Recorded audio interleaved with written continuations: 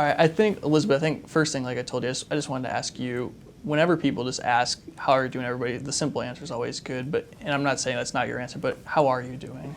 We're doing okay. You know, trying to live every day and um, making our lives count. So, you know, of course, there's good days and there's bad days, but we're just really trying to have the good days become more and more. Yeah. With tomorrow being 1 year since the shooting happened, is there anything you guys are doing tomorrow at all, or to remember Dan tomorrow on Saturday?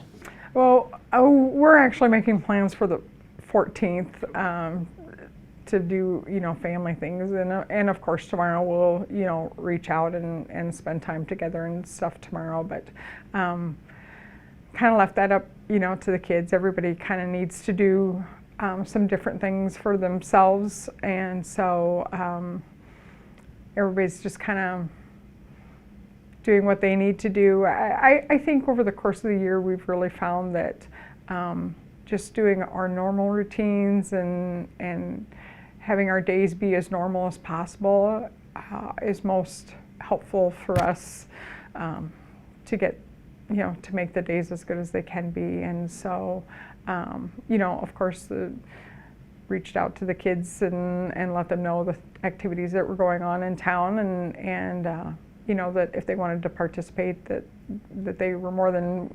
that all those things were going on. But I do think most of the kids are planning on just making today or making tomorrow as normal a day as they can. Yeah.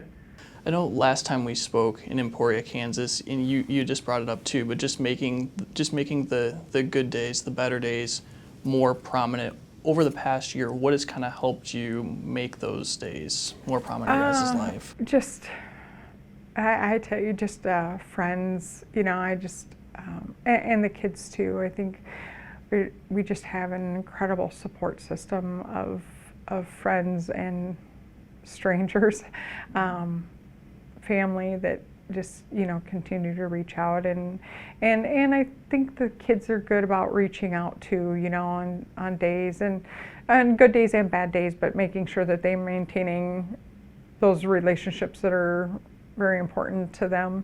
I just remind the kids and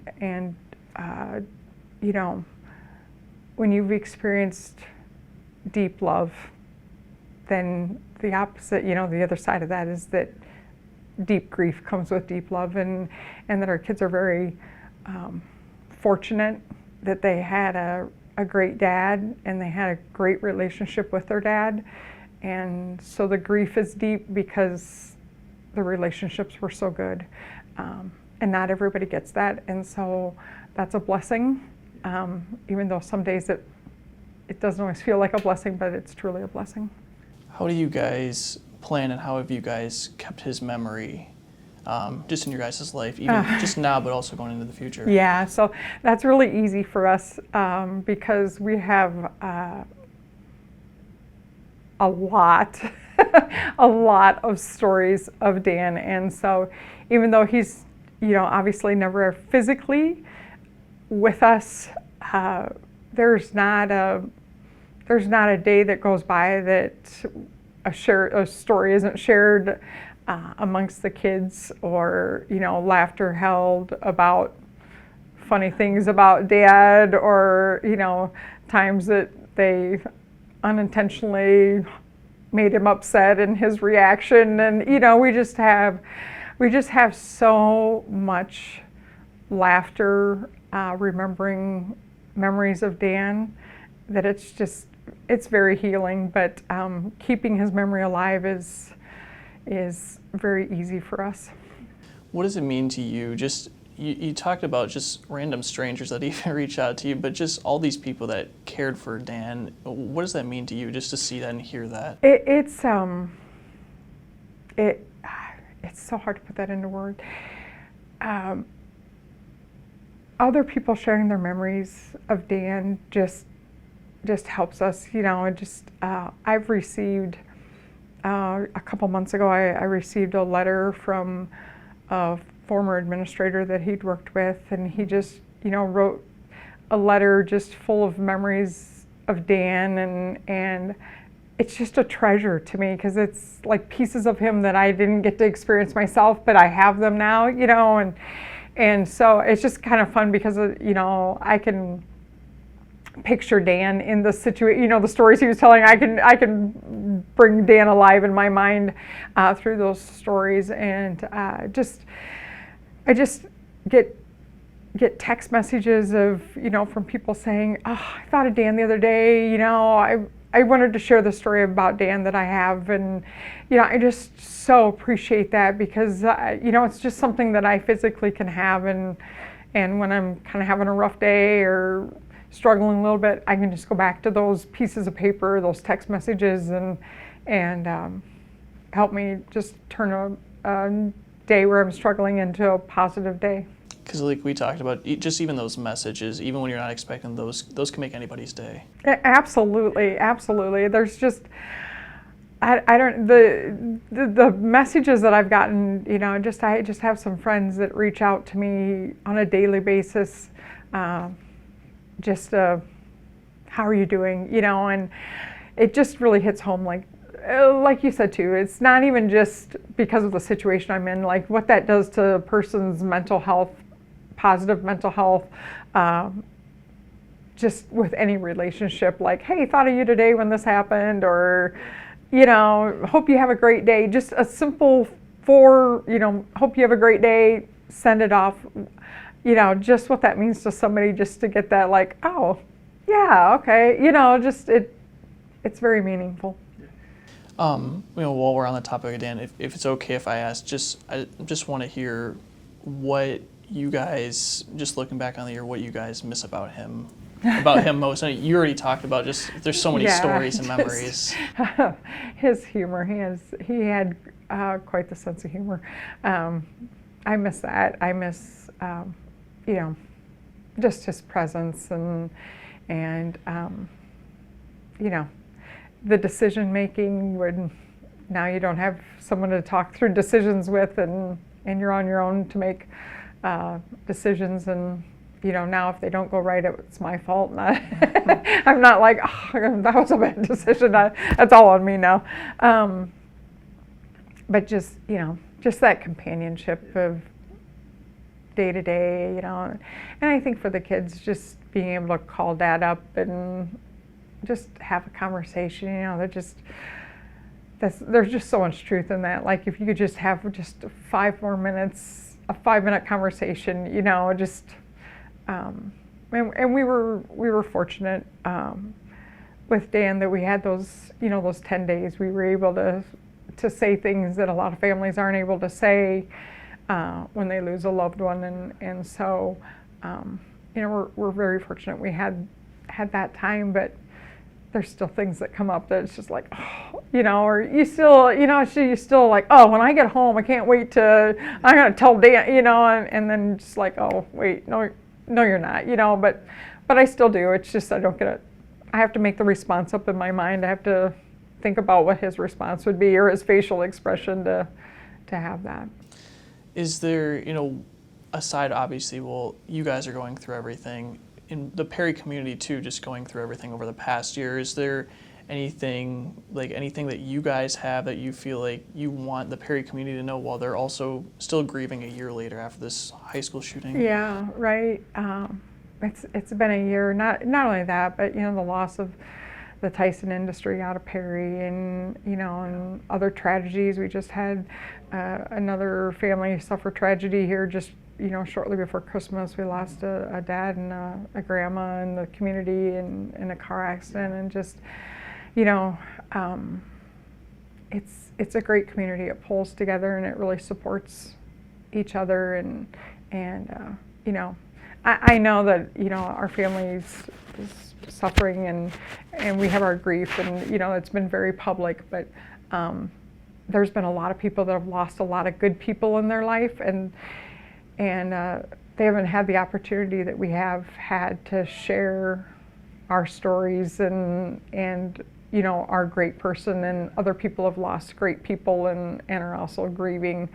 And so I just always want to honor that we're fortunate. We're fortunate in that response that we've been able to honor Dan so much this year, because there's a lot of great people that don't have that opportunity. You talked about everything that Perry's been through over the last year. One of the themes that continues to pop up is just the phrase "Perry strong," and that was something that became really prominent in January. What does Perry strong represent? For me, I don't know, because I struggle with that.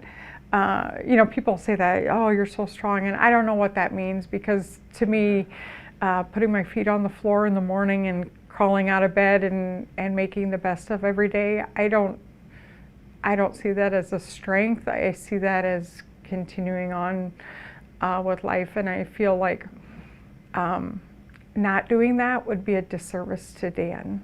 And I've said that to our kids, on days that they've struggled.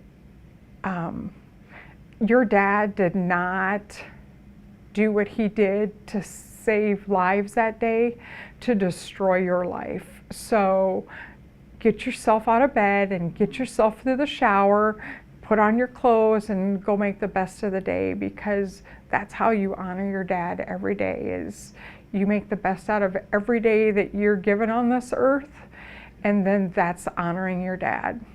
And I don't know that that's strong. I just maybe strong-headed would be a better term for me. But I do think that the community of Perry has pulled together, and they're able to rely and depend on each other, and they're able to boost each other up. And I do think that that makes a community strong together. Unfortunately, we've been in the situations where we've had to do that, and we have experience in doing that in our community, but they never fail to do it. They just always pull together and do that, and I admire that. It's a lot, and they're very good at supporting businesses and individuals that are struggling. You brought up Christmas week, the car accident that happened in Perry as well, but also there's a horrific event that happened in New Orleans also earlier this week. Are those types of events, those types of violence, do those make you feel any type of way? Do those types of things frustrate you at all? It's frustrating to me, but for me it's just heartbreaking, because I know for those families, what's ahead, the range of emotions, and I don't want to sound like I'm an authority on that by any means, but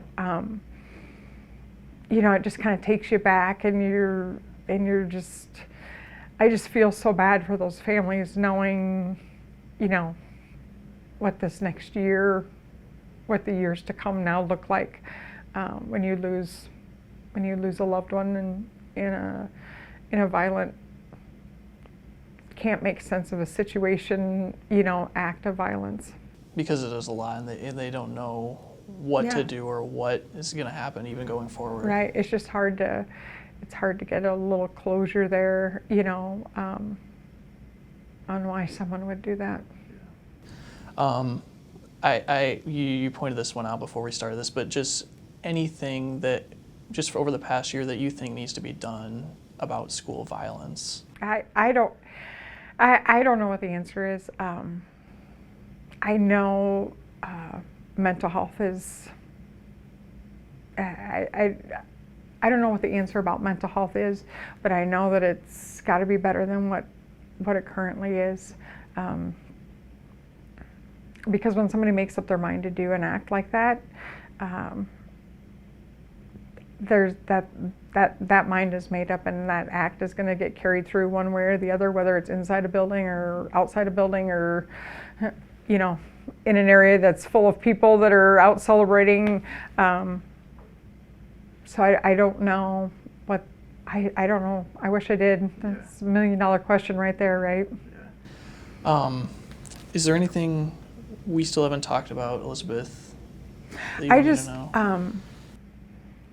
I don't know how to go about thanking the literal, the amount of people that have been so important in my life and my family's life over the last year.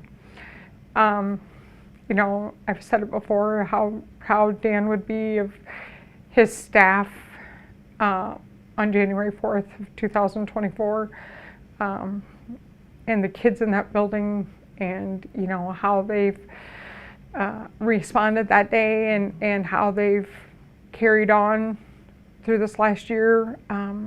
So many of them continue to have struggles as well, and they too are making the best out of every day that they've been given.